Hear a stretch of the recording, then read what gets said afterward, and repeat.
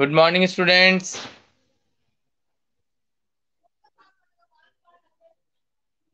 Good morning बेटा। Very good morning Yashraj, Sanjana, Sandeep. Here I can see only three attendees are there. Where is all other students?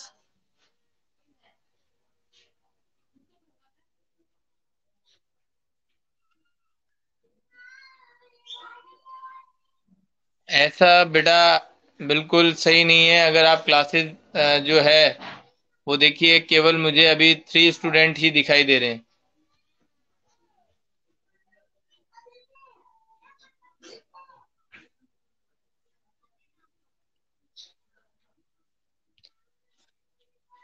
तो students चलिए,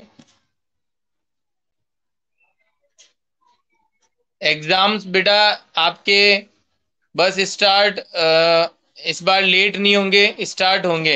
अब schools भी आपकी open होने वाली है, तो आप सभी बच्चों से एक बार देखिए, स्कूल की तरफ से मैं आपको इन्फॉर्म करना चाहता हूँ, रिक्वेस्ट कर रहे हैं सभी। और रिक्वेस्ट तो अब है ही है, क्योंकि देखिए आप सभी बच्चे जानते भी हो बेटा कि आपकी क्लासेस जो हैं वो प्रॉपरली चल भी रही है। ऐसा भी नहीं है कि आपकी क्लासेस जो हैं वो नहीं चल रही हो। तो आप सभी से रिक्वेस्ट है कि आप सभी बच्चे आपकी जो फीस है वो डिपॉजिट करवाएं, क्योंकि देखिए आपकी फीस डिपॉजिट होंगी तभी सभी चीजें आगे एज प्रॉपरली वर्क होगा। अदरवाइज आपकी फीस डिपॉजिट नहीं होगी तो आपका और स्कूल का और टीचर्स का सभी का बैलेंस बिगड़ जाएगा। तो वहां से कुछ इंस्ट्रक्शंस ऐसे ही हैं कि प्लीज आप सभी बच्चे जो हैं वो आपकी जो ड्यू फीस है पेरेंट्स को कहिए, आपकी कांटेक्ट करिए स्कूल में जाके और फीस डिपॉजिट करवाइए। ठीक है ना?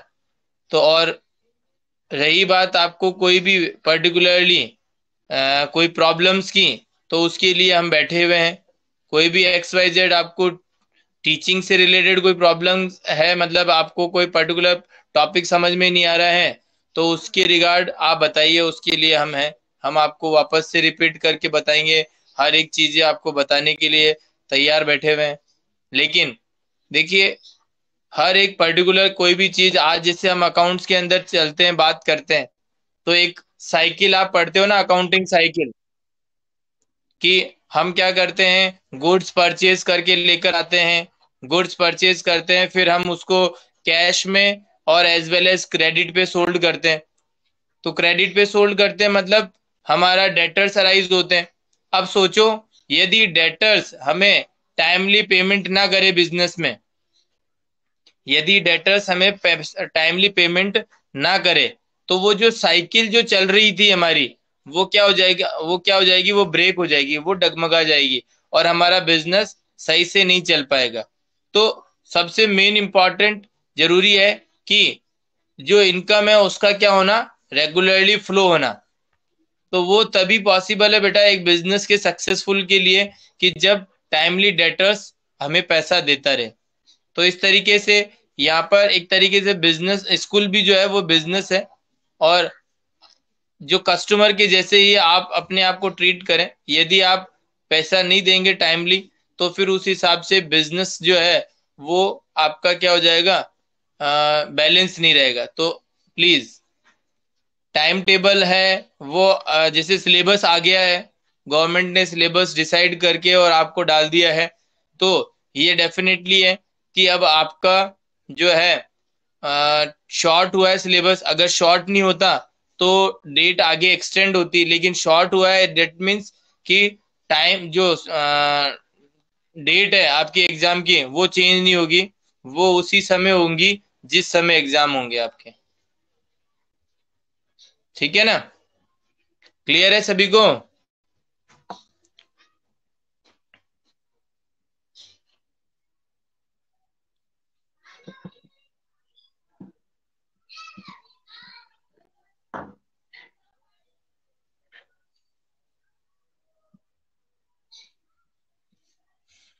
बेटा तो आप बताइए, क्या आपकी फीस डिपॉजिट है क्या? संदीप,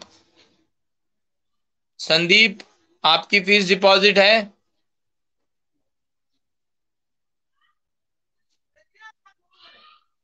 तो बेटा अब आप फीस डिपॉजिट कब कराएंगे?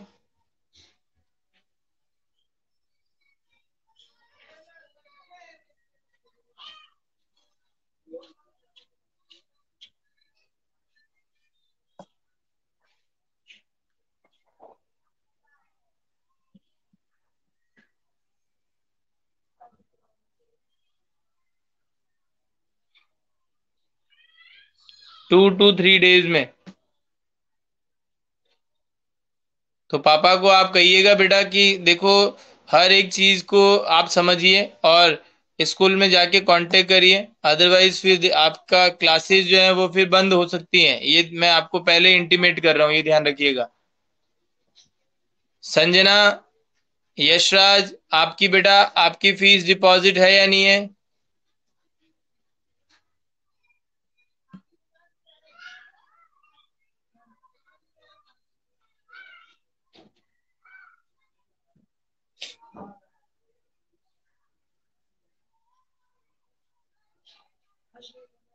No sir. और यशराज आपकी?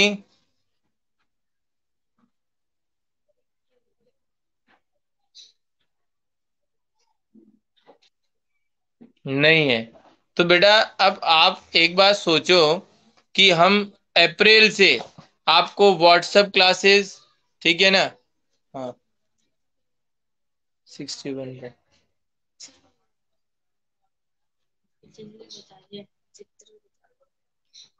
बगिया कहीं से ले आऊं मैं? ये बात है। तो आप बेटा देखिए, आप आपको भी तो कुछ ना कुछ ऐसे अंदर से फीलिंग्स आती होगी ना कि अप्रैल से हम आपको स्टडी करवा रहे कंटिन्यूअसली। पहले जब ये ऐप नहीं थे, ये साइट हमने नहीं करवाई थी, तब व्हाट्सएप से स्टडी करवाई थी पहले। हर एक टॉपिक को हम खुद आपको मतलब वीडियो बनाकर और आपको सेंड करते थे। जो भी आपको प्रॉब्लम्स होती थी उनको प्रॉब्लम्स को हम आपको बताते थे, ठीक है? तो इस तरीके से हम क्या करते थे, आपको सारी स्टडी भी करा रहे हैं। और आज जब ये एप्स हो गए तो उसके हिसाब से भी हम आपको पूरा लाइव कवरेज दे रहे हैं। तो हमारा सिंपल ये कहने का मतलब है कि देखो, कब तक कब तक ये ऐसा होगा? इस वजह से आप प्लीज, आपसे सभी से रिक्वेस्ट है, आप प्लीज आपकी फीस डिपॉजिट करवाइए ताकि स्कूल का भी वर्किंग प्रॉपरली चलती रहे और हमें भी कोई प्रॉब्लम नहीं आए। क्योंकि आज देखो, आपके अकॉर्डिंग ही हम भी डिपेंडेंट है। आज स्कूल से हम डिमांड करते हैं फीस की कि सर हमें हमारा पेमेंट करिए। तो स्कूल हमें कहते हैं कि हमारे पास में सर स्कूल बच्चों का फीस ही नहीं आया है, तो कैसे दें बताओ? तो वो चीज क्या है, सब एक दूसरे के ऊपर डिपेंड है। और बिल्कुल उनका भी कहना सही है। आप जब फीस नहीं दोगे तो हमें कैसा पेमेंट मिलेगा? और हमें पेमेंट नहीं मिलेगा तो हम कैसे पढ़ाएंगे आपको? तो वो सब चीजें इंटरकनेक्टेड है। तो बिल्कुल बेटा, थोड़ा सा आप देखिए, सोचिए, समझिए और आपके पेरेंट्स को कहिए कि स्कूल में जाके कम्युनिकेट करें और प्लीज आप डिपॉजिट करवाइए फीस को, ठीक है? और जल्दी से जल्दी, क्योंकि अब बहुत टाइम लेट हो चुका है। ऑलमोस्ट हम बात करें तो 6 to 7 मंथ हो चुके हैं। अप्रैल, मई, जून, जुलाई, अगस्त, सितंबर, अक्टूबर, अक्टूबर 8 मंथ हो गए हैं। 7 to 8 मंथ, ठीक है?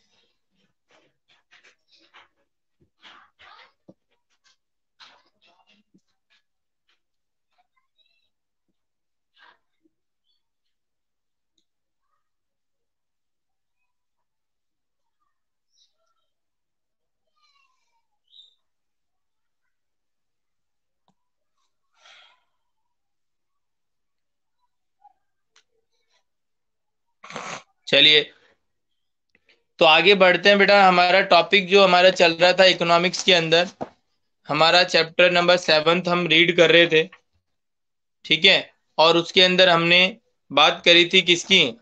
एवरेज टोटल प्रोडक्ट को कैसे फाइंड आउट किया जाता है, एवरेज प्रोडक्ट को कैसे फाइंड आउट किया जाता है, और मार्जिनल प्रोडक्ट को कैसे फाइंड आउट किया जाता है। और इसके लिए हमने देखिए यहाँ पर एक ऊपर बुक में पेज नंबर 49,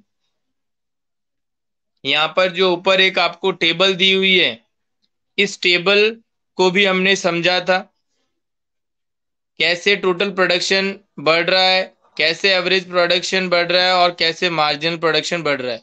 लेकिन देखिए, टोटल प्रोडक्शन का भी एक मैक्सिमम लिमिट होता है।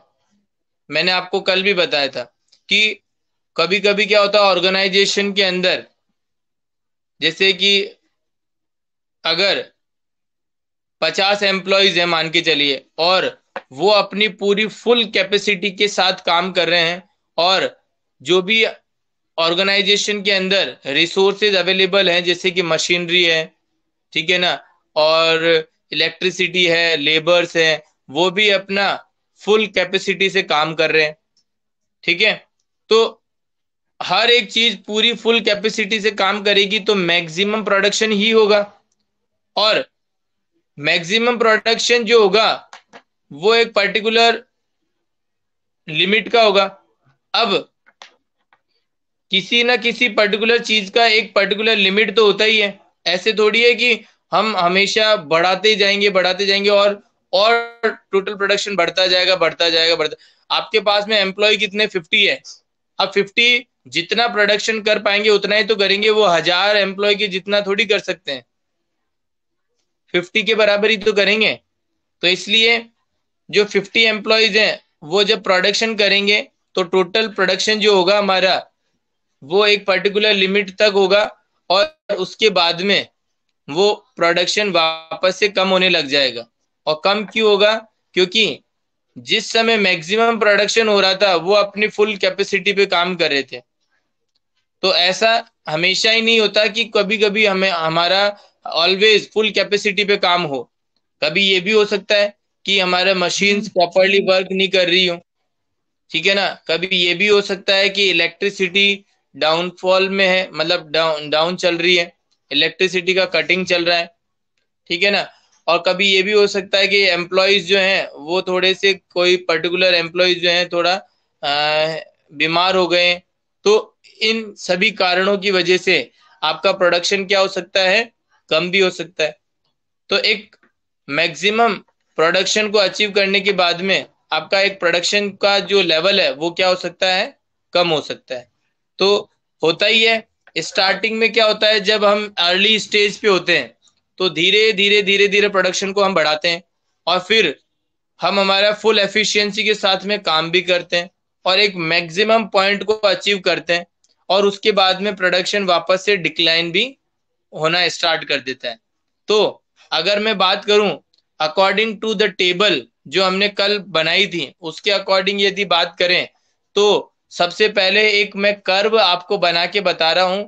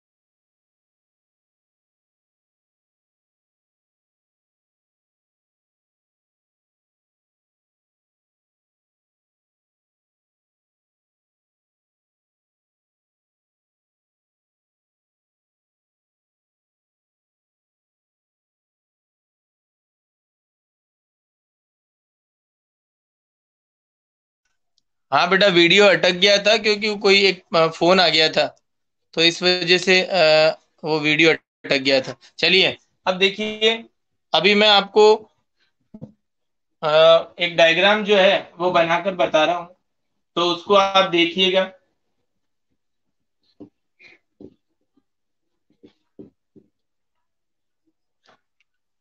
देखिए बेटा,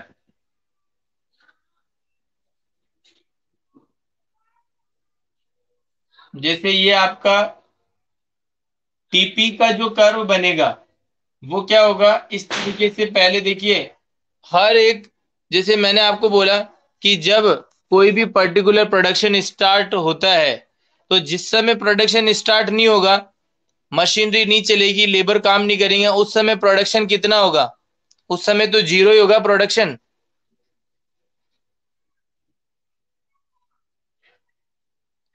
आप जिस समय कोई भी प्रोडक्शन नहीं कर रहे हो, कोई भी लेबर काम नहीं कर रहा है, मशीन को आप यूज नहीं ले रहे हो, तो प्रोडक्शन कितना होगा?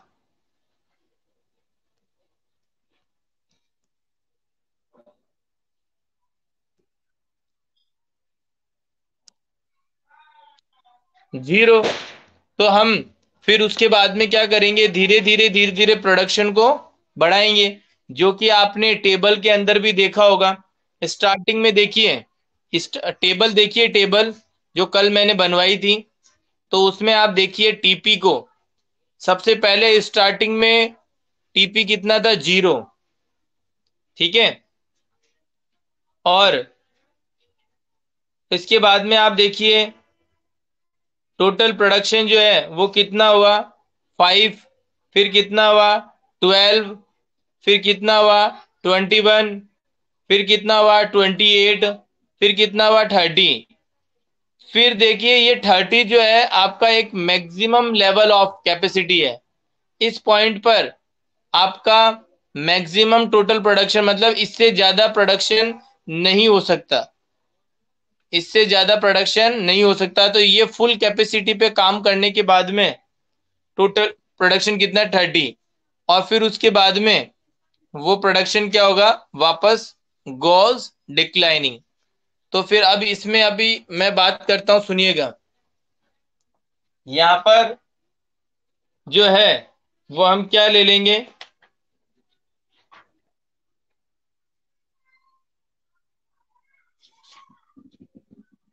Total production. यहां पे क्या ले लेंगे हम? Total production. ठीक है ना। और यहां पर क्या ले लेंगे हम? लेबर। Labour unit. यहां पर क्या ले लेंगे हम? टोटल। इधर तो ले लेंगे हम टोटल प्रोडक्ट, टोटल प्रोडक्शन। और नीचे क्या ले लेंगे हम? लेबर। ठीक है ना, लेबर यूनिट। अब देखिए, लेबर यूनिट जो है वो हम क्या कर रहे हैं, यहां पर रख रहे हैं 1, 2, 3, 4, 5, 6, 7। इस तरीके से हम क्या कर रहे हैं? बढ़ाते चल रहे हैं। और फिर उसके बाद में इधर से टोटल प्रोडक्शन जो है उसको भी आप देख सकते हो। तो टोटल प्रोडक्शन के अंदर हम यहाँ पे क्या कर सकते हैं? 5, 10,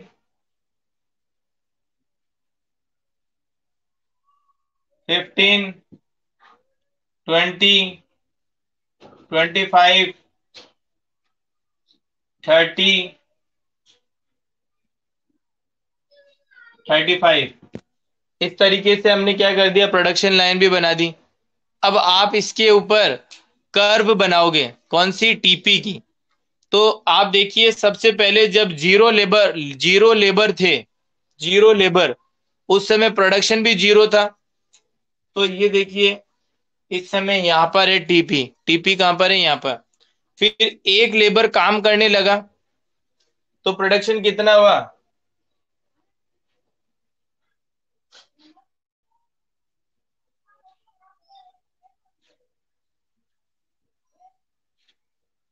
ठीक है। फिर दूसरा दूसरा लेबर और काम करने लगा, तो वहां पर टोटल प्रोडक्शन कितना हुआ? 12।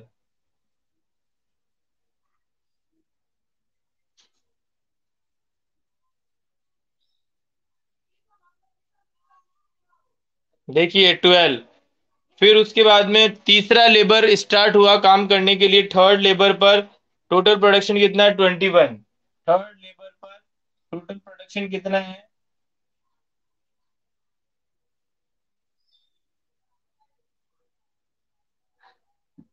21। फिर उसके बाद में 24th लेबर पे कितना है? 28।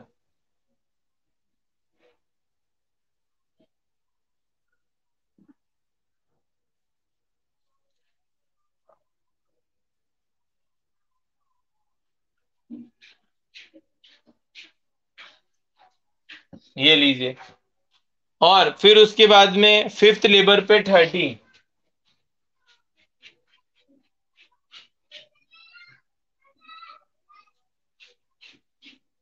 और सिक्स्थ लेबर पर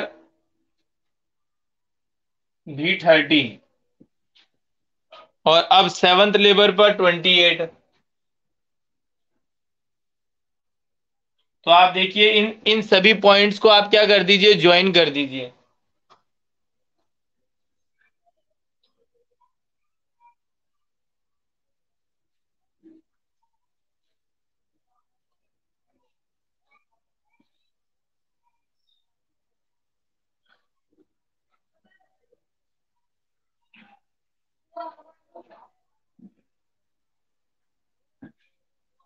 ये देखिए आपकी जो टीपी कर्व बनी है, आपको दिखाई दे रही है?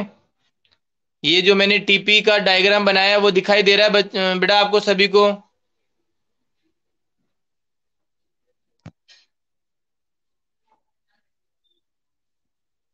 देखिए।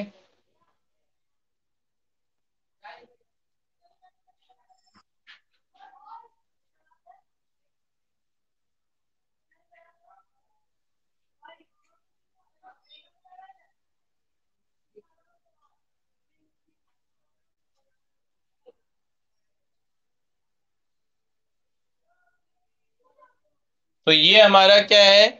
डायग्राम है किसका? टीपी का। ठीक है। तो ये टीपी का डायग्राम बनाया मैंने। तो आप सभी बच्चे क्या करिएगा?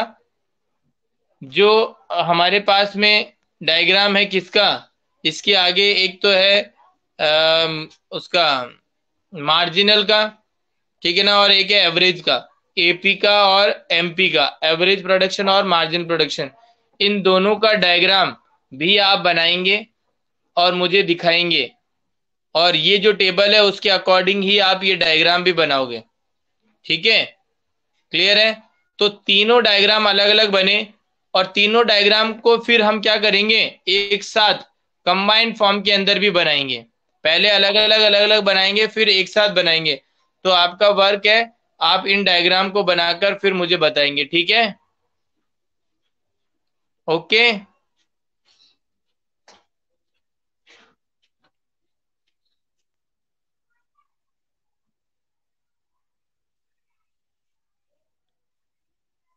ठीक है बेटा, थैंक यू।